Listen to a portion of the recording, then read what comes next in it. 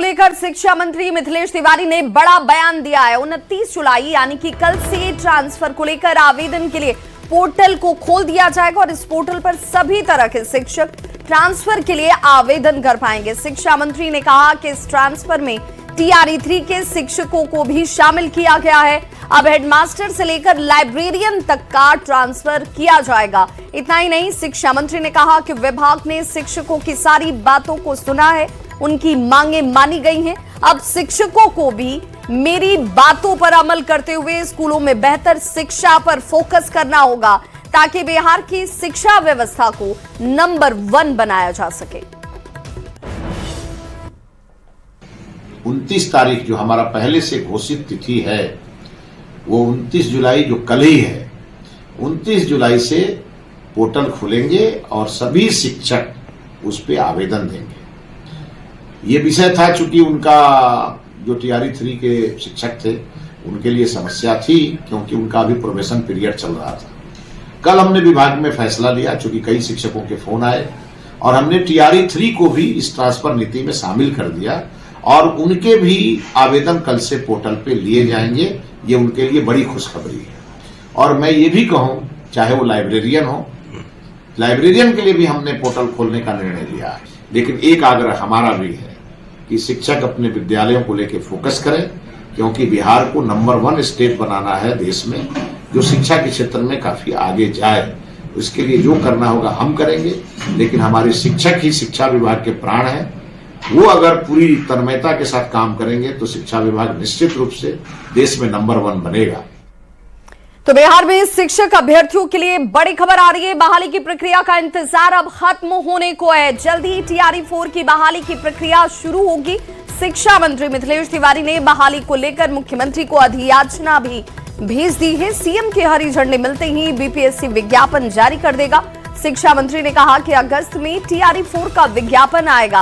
हालांकि TRE4 के तहत कितने शिक्षकों की बहाली होगी, इस पर शिक्षा मंत्री ने कोई ठोस आंकड़ा सामने नहीं दिया है। जुलाई महीने में हम अधियाचना भेजेंगे और हमने अपना वादा पूरा किया। हमने कल ही शाम को सभी प्रकार की तैयारी करके आरक्षण रोस्टर क्लियर करके एक-एक जिले में एक-एक स्कूल का हमने पूरा मैपिंग कराया और प्राथमिक विद्यालय में शिक्षकों की अधिकता थी, उसके बावजूद कुछ प्राथमिक विद्यालय में भी हमने शिक्षकों के बहाली के लिए प्रस्ताव भेजा और उसके ऊपर 5 क्लास से ऊपर तो हमने अच्छा खासा वैकेंसी हमने दिया है। और माननीय मुख्यमंत्री जी आज या कल किसी भी समय वो अधियाचना BPSC को भेज देंगे और हमारे अभ्यर्थियों को एक बहुत बड़ी खुशी मिलेगी। हमारा सब अभ्यर्थियों से अनुरोध होगा कि आप अपनी परीक्षा में लगे रहें। आपका बेहतर भविष्य आपका इंतजार कर रहा है। किसी के बहकावे में ना आए, केवल आप फोकस अपने परीक्षा पे करें।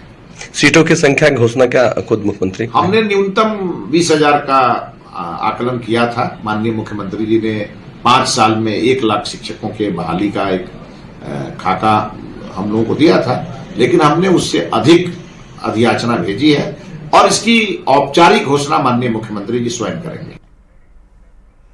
और BPSC TRE3 पेपर लीक मामले से जुड़ी हुई इस वक्त बड़ी खबर आ रही है। आरोपी डॉक्टर मनीष कुमार को गिरफ्तार किया गया है। मनीष पर पेपर आउट करने का आरोप और इस बाबत उसकी गिरफ्तारी मनीष से 50,000 रुपए में डील हुई थी। परीक्षा से पहले ही ये सेटिंग किया गया। BPSC पेपर लीक मामले में 296 गिरफ्तारी ये है। डॉक्टर मनीष साल 2021 में NMCH पटना से MBBS पास हैं। ये कैमूर जिले में चिकित्सक के पद पर कार्य कर चुके हैं। साथ ही साथ वर्तमान में सरकारी सेवा से त्यागपत्र देकर PG की तैयारी कर रहे हैं। इस कांड में आर्थिक अपराध इकाई की तरफ से 296 ये गिरफ्तारी की गई। और संवाददाता अमित हमारे साथ इस वक्त इस खबर पर ज्यादा जानकारी के साथ जुड़ गए। अमित, एक बड़ी गिरफ्तारी डॉक्टर मनीष के तौर पर इस वक्त सामने है।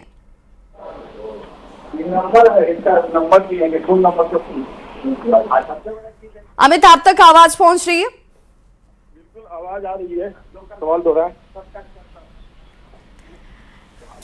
अमित, ये जो गिरफ्तारी है डॉक्टर मनीष की, अब डॉक्टर मनीष की गिरफ्तारी के बाद इसे आगे किस रूप में देखा जाए, क्योंकि ये 296वीं गिरफ्तारी है, इस कड़ी में अभी और भी नाम शामिल हो सकते हैं।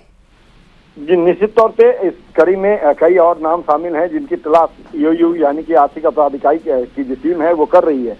और ये बड़ी जो है गिरफ्तारी के रूप में डॉक्टर मनीष की गिरफ्तारी को देखा जा रहा है, क्योंकि मनीष के कंधे पे बड़ी जिम्मेवारी जो है वो संजीव मुखिया दे रखा था, पेपर लीक का मास्टरमाइंड।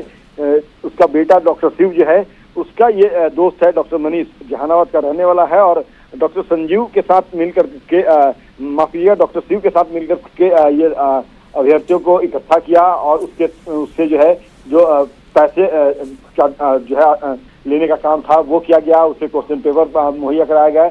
हजारीबाग लेकर के बजाबता इसमें गया और वहां से बड़ी संख्या में जो है अभ्यर्थियों की गिरफ्तारी हुई थी।